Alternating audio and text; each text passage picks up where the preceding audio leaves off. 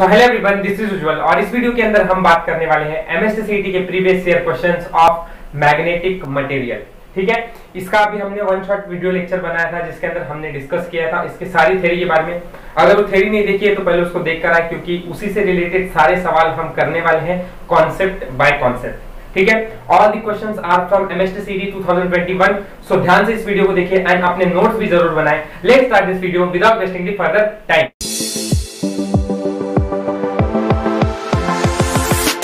From orbital magnetic movement, concept है orbital magnetic movement का। ठीक है, सवाल अपने से कोशिश कीजिए सॉल्व करने की पढ़कर, इसके बाद हम सॉल्व करेंगे। ठीक है, an electron in a circular orbit of radius 0.05 nanometre perform 10⁻16 revolution per second. What is the magnetic movement due to the rotation of electron. तो मैग्नेटिक मूवमेंट हमें बताना है कितना होगा, हमारे पास डेटा दिया हुआ है। ठीक है, डेटा के हिसाब से हमें पहली चीज ये पता है कि r की वैल्यू 0.05 नैनोमीटर है। दैट मींस 0.05 into 10⁻⁹ मीटर है। सही है, एंड दैट मींस मैं ऐसा बोल सकता हूं कि ये वैल्यू मुझे 5 into 10⁻11 मीटर ऐसा है। वैल्यू भी मालूम है हमें कि 10⁻16 रिवॉल्यूशन पर सेकेंड है। फिर पूछा है what is the magnetic movement due to rotation, मतलब कैपिटल M की वैल्यू हमको पूछ के रखी हुई है। ठीक है, so we all know magnetic movement M is equal to I into A होता है। करेक्ट है ये फॉर्मूला। एंड I हमें करंट है, करंट हमें डायरेक्टली दिया नहीं गया है, इसलिए ध्यान से समझो। इसको सॉल्व करने के लिए हमें E/T का यूज करना पड़ेगा। Where E/T is electron, T is a time period into area. Area कितना होता है, सर्कुलर मोशन करता है ये, देयरफॉर πr² रहेगा। ठीक है, अच्छा अब इसके बाद पीरियड का रिलेशन जो है वो फ्रीक्वेंसी से इनवर्स है, ये सब बात हमें मालूम है। देयरफॉर मैं ऐसा लिख सकता हूं E into n into πr²। वैसे सिर्फ अब वैल्यूज पुट करनी है। E इज इलेक्ट्रॉन, तो इलेक्ट्रॉन का चार्ज होता है 1.6 इंटू 10⁻19। n है फ्रीक्वेंसी, फ्रीक्वेंसी 10⁻16 दे के रखा है। पाई की वैल्यू 3.14 होती है into r is revolution radius and it is given as 5 into 10⁻11 का स्क्वायर। सो मैं 5 into 10⁻11 का स्क्वायर कर देता हूं और फिर अब इसको सिंपलीफाई हमें सॉल्व करना है और आंसर क्या आएगा ये चेक करना है। सो ऑब्वियस अगर हम सॉल्व करेंगे इस आंसर को तो ये आंसर 1.26 into 10⁻23 आएगा। ये आप सॉल्व करके देख सकते हैं, ऑप्शन डी हमारा करेक्ट होने वाला है। ठीक है, होप सो क्वेश्चन इजी था, एकदम इजी सवाल था, बस फॉर्मूला और क्या कॉन्सेप्ट लगाना है ये मालूम रहना चाहिए। ये मैंने थ्योरी में बताया कि I अगर नहीं दिया रहा तो E/T इस्तेमाल करना है। ठीक है, इसलिए बोल रहा हूं पहले थ्योरी के ऊपर ध्यान दो, उसके बाद कॉन्सेप्ट अपने आप बनने लगेंगे। ठीक है, क्वेश्चन इज 2021। आगे बढ़ेंगे, moving to next question, that is the relation between magnetic movement m of revolving electron and principal quantum number is. ठीक है, अगेन ये भी कॉन्सेप्ट मैग्नेटिक ऑर्बिटल मूवमेंट का ही सवाल है एंड इंपॉर्टेंट ये है, ये डेरिवेशन के पार्ट से आया हुआ है। ठीक है, तो हमने डेरिवेट किया था कि m किसके ऊपर प्रोपोर्शनल होता है, डायरेक्टली प्रोपोर्शनल टू n होता है। ठीक है, तो ये बात ध्यान में रखिए, मैंने थ्योरी के ऊपर सब कुछ क्लियर एकदम पॉइंट बताया हुआ है। सो ये भी सवाल 2021 सीटी से है, बहुत इजी सवाल इस लेसन से आते हैं। ठीक है, तो होप सो कि ये लेसन आपने प्रिपेयर सही से किया है। ठीक है, आगे third question, if the charge to ratio of an electron is a coulomb per kg, then the gyromagnetic ratio of an orbital electron in coulomb per kg is। ये भी सवाल 2021 का है। the concept is of gyromagnetic ratio का। ठीक है, अभी मैंने जब थ्योरी बताई थी तब इसमें एक चीज क्लियर किया था कि गायरोमैग्नेटिक रेशियो, तो गायरोमैग्नेटिक रेशियो जो है वो it is the ratio of m/l। ठीक है, where m is orbital magnetic moment and l is angular momentum। ठीक है, इन दोनों का ratio will be equals to E/2me, where E is electron, charge of electron, और me is a mass of electron। ठीक है, तो अगर हमें क्या बोला हुआ है, चार्ज टू, यहाँ पे स्टेटमेंट को पढ़ोगे तो charge to ratio of an electron is a coulomb per kg, मतलब हमें क्या बोला हुआ है कि charge by mass of an electron. ठीक है, मास ऑफ एन इलेक्ट्रॉन मतलब ratio of an electron is coulomb per kg. ये मुझे कैसे पता चला, ये स्टेटमेंट अगर आपको क्लियर नहीं है तो भी अगर आपको कूलम्ब पर केजी, कूलम्ब का चार्ज, कूलम्ब मतलब चार्ज का यूनिट होता है और केजी मतलब कहीं ना कहीं मास का यूनिट है, मतलब ही कि इलेक्ट्रॉन पर यूनिट मास। ठीक है, इसका यूनिट ये हमको बोला है कि A रखने के लिए। ठीक है, तो हमने इस वैल्यू को A सपोज कर लिया। बाकी बाद में क्या बोलते हैं, तो बताओ रेशियो, गायरोमैग्नेटिक रेशियो क्या होगा ऑफ एन ऑर्बिटल इलेक्ट्रॉन। ठीक है, तो अगर मेरे को E/me का मतलब A पता है, दैट मींस मुझे इसका मतलब A मालूम पड़ गया है। Therefore मैं ऐसा बोल सकता हूं कि मेरा गायरोमैग्नेटिक रेशियो जो है, मतलब ये it will be equal to, इसका मतलब A हो गया डिवाइडेड बाय 2 जो है वो कांस्टेंट है। So therefore gyromagnetic ratio is A/2 which is my option number C। ठीक है, ये भी सवाल इजी था। ठीक है, मैं पहले ही बता रहा हूं सवाल बहुत आसान है इस लेसन के, इजी चैप्टर है, बस थ्योरी मालूम रहनी चाहिए सही से and all will be easy. ठीक है, next, so moving to the next point, the concept is of permeability and solenoid. Solenoid का अभी कांसेप्ट नहीं है, लेकिन इसके बाद हम सॉलिनॉइड का एक सवाल सॉल्व करेंगे। पहले परमेबिलिटी को देखते हैं। अब परमेबिलिटी के कांसेप्ट के बारे में मैंने थ्योरी में बताया, पर इतना डिटेल में नहीं बताया था। ठीक है, तो अभी उसी से रिलेटेड थोड़ा थ्योरी से अलग सा सवाल है ये, थोड़ा ध्यान से इसको करेंगे अपन। ठीक है, the relative permeability of iron is 2000, मतलब क्या कि म्यू, रिलेटिव परमेबिलिटी मतलब म्यू आर की वैल्यू हमको दी है और वो कितनी है 2000, मतलब 2 × 10⁻3, ऐसा मैं मान सकता हूं। ठीक है, it's absolute permeability in SI units, तो इसकी एब्सोल्यूट परमेबिलिटी बतानी है। मतलब क्या बताना है, मतलब हमें म्यू बताना है कितना होगा। बात समझ में आ रहा है, मतलब हमें एब्सोल्यूट परमेबिलिटी मतलब म्यू क्या है ये बताना है। ठीक है, अभी कुछ लोग म्यू नॉट सपोज करते हैं, नहीं म्यू नॉट नहीं है वो। अच्छा, तो आगे अगर एब्सोल्यूट परमेबिलिटी निकालना है उसके लिए आपको म्यू नॉट और म्यू आर पता होना चाहिए, क्योंकि क्या है फॉर्मूला म्यू एब्सोल्यूट परमेबिलिटी का, mu is equal to mu naught into mu R. This is the formula for absolute permeability. That mu R तो हमें पता है, म्यू नॉट क्या है, म्यू नॉट जो है वो फ्री स्पेस के लिए निकाला जाता है। एंड हमें यहाँ पर अगर हम चेक करेंगे ना, तो यहाँ कुछ ना कुछ डेटा हमें मालूम पड़ रहा है। क्या पता चल रहा है कि mu naught upon 4π is equal to 10⁻⁷। That means मैं ऐसा लिख सकता हूं कि mu naught will be equal to, ये 4π इधर आ जाएगा तो इट बिकम्स 4π × 10⁻⁷। सही है ना। अच्छा, तो म्यू नॉट पता चल गया, म्यू आर पता चल गया, तो ये वैल्यू अब हम सब्स्टिट्यूट कर देंगे। Therefore mu will be equal to, mu naught means 4π × 10⁻⁷ into mu r, that means 2 × 10⁻3। ठीक है, solve this, it becomes 8π × 10⁻⁴। that means our option C is correct। ठीक है, एकदम इजी था ना, बस कॉन्सेप्ट समझना जरूरी है। सवाल ऐसे ही आएंगे 2022 में भी इस लेसन से।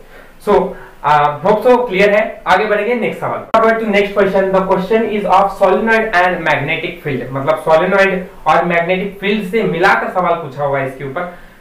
बेसिक हमें पता होना चाहिए ताकि क्वेश्चंस आने चाहिए, ये मैंने कवर कराया है। ठीक है, आगे क्वेश्चन क्या है, an iron rod is placed parallel to magnetic field intensity which is 2000 ampere per metre. Magnetic field intensity मतलब ये क्या पता है आपको, मैग्नेटिक फील्ड इंटेंसिटी मतलब H मालूम है आपको, that is 2 × 10⁻³ ampere per metre. ठीक है, अब इसलिए बोल रहा हूं थ्योरी थोड़ा समझना जरूरी है इस लेसन का। आगे, the magnetic flux through the rod is 6 × 10⁻⁴, मतलब मैग्नेटिक फ्लक्स मतलब फाई की वैल्यू आपको मालूम है। ठीक है, दैट इज 6 × 10⁻⁴। ठीक है, वेपर मैग्नेटिक फ्लक्स फाई से बताते हैं। आगे, and it's cross sectional area is 3 सेंटीमीटर², मतलब एरिया की बात की हुई है 3 सेंटीमीटर²। दैट मींस मैं अगर इसको मीटर में कन्वर्ट करूंगा तो 3 × 10⁻² उसका इसका स्क्वायर हो जाएगा। ठीक है, क्योंकि सेंटीमीटर स्क्वायर है, मीटर स्क्वायर का स्क्वायर करना पड़ेगा ताकि हमारा यूनिट करेक्ट आए। तो 3 × 10⁻⁴ मीटर स्क्वायर। ठीक है, ये थोड़ा डिटेल ही पढ़ना पड़ेगा क्योंकि सेंटीमीटर है, हम सबको मालूम है एरिया का स्क्वायर निकाल रहे हैं ना हम लोग। सो एरिया का स्क्वायर मतलब लेंथ इंटू ब्रेड्थ होता है। सही है, तो अगर हमें लेंथ मालूम है, लेंथ का यूनिट होता है सेंटीमीटर, इंटू ब्रेड्थ का भी सेंटीमीटर। अब अगर इसको सेंटीमीटर में कन्वर्ट करना है मतलब मेरे को 10⁻² करना पड़ेगा। सही है, तभी तो मीटर स्क्वायर होगा और सॉरी मीटर होगा। और अगर इसको मुझे सेंटीमीटर करना है तो अगेन इसको 10⁻² करना पड़ेगा, तब जाके मेरा centimetre into centimetre centimetre square हो जाएगा। देयरफॉर मेरे को जो एरिया मिलेगा वो 10⁻⁴ मीटर स्क्वायर मिलेगा। बात समझ में आ रही है, क्योंकि ये गलतियां होती है, हम ज्यादातर इग्नोर कर देते हैं। हमको लगता है सेंटीमीटर है ना तो 10⁻² करते हैं, मतलब 3 × 10⁻² आएगा ना, 3 × 10⁻⁴ metre square. This is correct. Next, अभी आगे बढ़ते हैं। अगर एरिया पता चल गया है तो उसके बाद द मैग्नेटिक परमेबिलिटी फाइंड करना है। हाँ, तो मैग्नेटिक परमेबिलिटी क्या होगा, दैट मींस हमें म्यू फाइंड करना है परमेबिलिटी का मतलब। सही है ना। अच्छा, तो जब हमने सॉलिनॉइड सीखा था तो सॉलिनॉइड में मैंने बताया था कि अगर हमें सॉलिनॉइड का मैग्नेटिक इंडक्शन देखना है तो वो कितना होता है, म्यू × H होता है। सही है, और यहाँ पे ये म्यू जो है ये क्या है, मैग्नेटिक परमेबिलिटी है और कुछ नहीं है। वेयर बी मैग्नेटिक फील्ड है और एच मैग्नेटिक इंटेंसिटी है। तो म्यू का फॉर्मूला क्या हो जाएगा मेरे पास, बी बाय एच हो जाएगा, सही है। और बी हम सबको मालूम है कि बी मैग्नेटिक फील्ड है, मतलब B is equal to phi per unit area होता है, थ्योरी में बताया है, ठीक है, कि magnetic field is equal to flux per unit area. Therefore flux में phi by A into H लिख सकता हूं, सही है। बी की जगह पर फाई बाय ए लिख दिया। आगे तो अब मेरे को बस चेक करना है फाई की वैल्यू, मतलब फ्लक्स की वैल्यू कितनी है। फ्लक्स 6 इंटू 10⁻⁻4 दिया हुआ है मुझे, डिवाइडेड बाय एरिया है 3 इंटू 10⁻⁻4 इंटू परमेबिलिटी की सॉरी मैग्नेटिक इंटेंसिटी 2 इंटू 10⁻³ दी हुई है, तो 2 इंटू 10⁻3। यहां से ये और ये कैंसिल हो जाएगा, 2 1 2 होता है, 3 1 3 3 2 6 2 1 कैंसिल, दैट मींस सारे पार्ट कैंसिल हो जाएंगे, सिर्फ ये 10⁻3 बचेगा जो कि न्यूमरेटर में आते समय 10⁻³ हो जाएगा।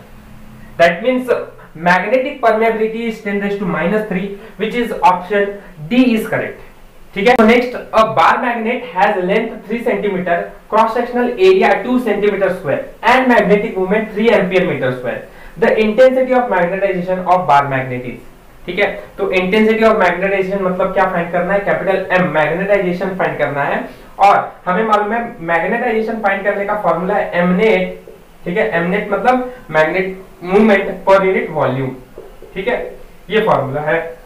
अच्छा, तो बाय दिस अभी क्या डेटा हमारे पास प्रोवाइडेड है, the data is a bar magnet has length 3 centimetre, मतलब हमें एल की वैल्यू पता है 3 सेंटीमीटर, ठीक है। अब एल मालूम है, दैट मींस 3 इंटू 10⁻² मीटर हो जाएगा, सही है। और ऑब्वियस सी बात है, देखिए यहाँ सवाल में आपको कोई डिफिकल्ट क्वेश्चन नहीं पूछ रहे, बस कॉन्सेप्ट ये है कि बार बार है ना सेंटीमीटर में यूनिट दिया जा रहा है और सारा फाइनल जो एम्पियर में है, मतलब एसआई में यूनिट्स है हमारे। तो प्रॉब्लम कॉन्सेप्ट सीटी चेक क्या कर रही है कि आपका कॉन्सेप्चुअली आपको यूनिट्स कन्वर्जन आ रहे हैं कि नहीं, कैलकुलेशंस आ रहे हैं कि नहीं, ये सारी चीजें चेक की जा रही है, ठीक है। तो ये बात है कि गलती नहीं करना है। लेंथ है 3 सेंटीमीटर, मतलब 3 इंटू 10⁻² मीटर।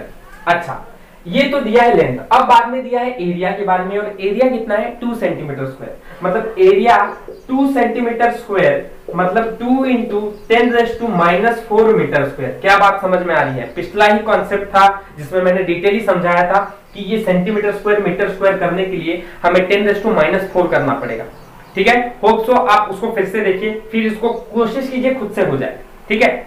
आगे उसके बाद बोलते हैं मैग्नेटिक मूवमेंट जो है वो 3 एम्पीयर मीटर स्क्वायर है, मतलब एम नेट की वैल्यू, मैग्नेटिक मूवमेंट मतलब ही एम नेट है और वो कितना है 3 एम्पीयर मीटर स्क्वायर। अब ये एसआई में, इसलिए इसको कन्वर्ट करने की जरूरत नहीं है। अब सिर्फ सिंपली हमें वैल्यूज पुट अप कर देनी है, हमारा आंसर आ जाएगा बस। तो एम नेट की वैल्यू कितनी है 3 है, डिवाइडेड बाय वॉल्यूम। वॉल्यूम हमको डायरेक्ट दे के नहीं रखा हुआ है, बट हमें मालूम है वॉल्यूम मतलब एरिया इंटू लेंथ होता है, सही है, क्योंकि एरिया मतलब मीटर स्क्वायर इंटू ये लेंथ मतलब metre, metre square into metre is metre cube, और वॉल्यूम का मीटर ही यूनिट होता है, मीटर क्यूब ही यूनिट होता है ना। समझ में आ रही है बात, ठीक है। तो ये हो गया हमारा वॉल्यूम का यूनिट। दैट मींस मुझे यहाँ पे एरिया इंटू लेंथ करना पड़ेगा, और मुझे एरिया पता है कितना दिया है, एरिया है 2 इंटू 10⁻⁴ इंटू लेंथ कितना है 3 इंटू 10⁻²। यहाँ 3 से 3 कैंसिल हो जाएगा, 1/2 इंटू 10⁻⁻6 हो जाएगा ना, और 10⁻⁻6 ऊपर चला गया तो 10⁻+6 हो जाएगा। 1/2 का मतलब होता है 0.5, सही है, इंटू 10⁻6। दैट मींस अगर मैं एक पॉइंट आगे आऊंगा मतलब मेरा ऐसा कन्वर्जन हो जाएगा 5 इंटू 10⁻5, दैट इज 5 इंटू 10⁻5। बहुत इजी सवाल था अगेन फिर से, लेकिन क्वेश्चन कॉन्सेप्ट यही है कि आपको कैलकुलेशंस अच्छी तरह से आना चाहिए, बाकी इस लेसन में कुछ भी नहीं है अगर आपको थ्योरी आती है तो, ठीक है। अब बढ़ते अपने नेक्स्ट और आखिरी कॉन्सेप्ट के ऊपर, that is what is susceptibility of a medium if it's relative permeability is 0.85।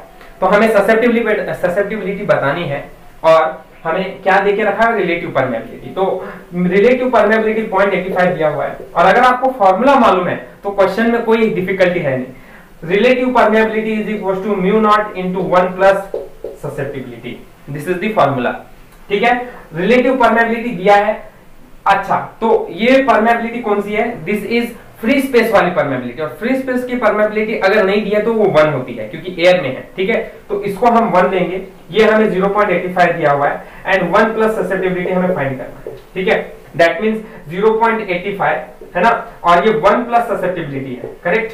तो +1 है, इधर आके -1 हो जाएगा, तो 0.85 -1 will be equal to susceptibility, and susceptibility is equal to कितना हो जाएगा, इसको सॉल्व करोगे तो -0.15 आएगा, that will be option C is correct. सवाल 2021, ठीक है। ये जितने भी सवाल थे 2021 के थे, होप सो सारे कॉन्सेप्ट बहुत ही इजी थे, इस लेसन से इजी चैप्टर कोई भी चैप्टर नहीं है। अगर ये सारे क्वेश्चंस अगर आप सॉल्व करते हैं तो ये questions are of 2021, same question 2022-23 में आएंगे, क्योंकि बाकी कुछ कॉन्सेप्ट बचता ही नहीं है इसके अंदर करने के लिए, ठीक है। सो आई होप सो ये सारी चीजें आपको समझ में आई होगी, कुछ भी अलग नहीं है। ऑल दी क्वेश्चंस अगर आपने थ्योरी सही से पढ़ी है, मैंने दी है वो थ्योरी, ठीक है, बनाई है उसके ऊपर वीडियो, वो पढ़ी है, तो ये सवाल करना कोई हार्ड नहीं है। All the questions are very simple, very easy, आप आराम से एक्सेप्ट कर सकते हैं 2 question from this. I hope ये सारी चीजें आपको क्लियर होगी। If you like this video then share and subscribe my channel, and all the best for your MST CET exam. Thank you for watching my video.